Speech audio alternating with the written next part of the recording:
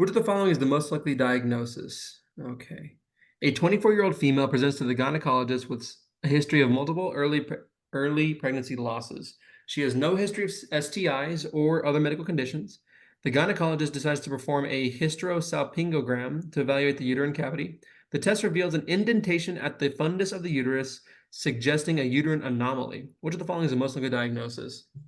Okay, so it's rather bicornate uterus or didelphys uterus. Because septate, I don't think is the right answer. So indentation at the fundus, it's bicornate or didelphys. So I'm thinking like I don't know the difference between them really. Okay. I know. My gut is saying it's actually probably gonna be bicornate just because like multiple pregnancy losses. I feel like that's a very bad thing. Like it's, oh yeah, this is bad, but Okay. I could be wrong. So I'll go with that and just see. So it's actually septate. Okay, history multiple, but these are just different variations of your uterus, right? Bicornate is two separate uterine horns, partial or complete division of the uterine cavity associated with increase of term labor and presentation, but not recurrent pregnancy loss. Didelphys, right? Complete duplication, so two of them, right? Two uterus, two cervix, two vaginas, right? So you'll Mhm. definitely T-shape.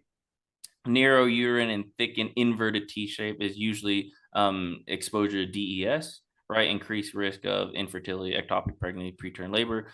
Unicorn use is rare congenital, which is development of one uterine horn, right? Which is kind of interesting to think about, right?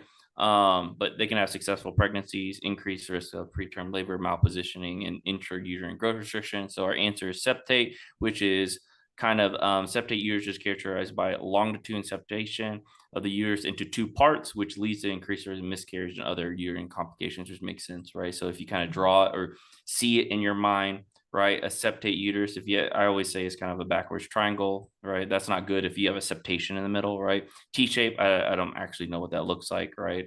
In my mind, right? Unicorticate uterus, right?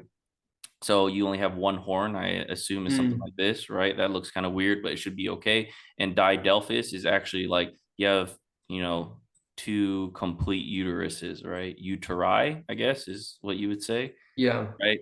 And then I guess two vaginas too is what they say. So, but yeah, they kind of imagine the anatomy, right, of kind of what it looks like, and then how they'll describe it. And this is just an indentation, right? So obviously, if you were to have kind of some of these things, then the physical exam would be different. You would feel two uteri, right? T shape, I think they would say you had some DES use or your mom did or Mm. whatnot, right? Mm. So kind of different ways of seeing it, but yeah.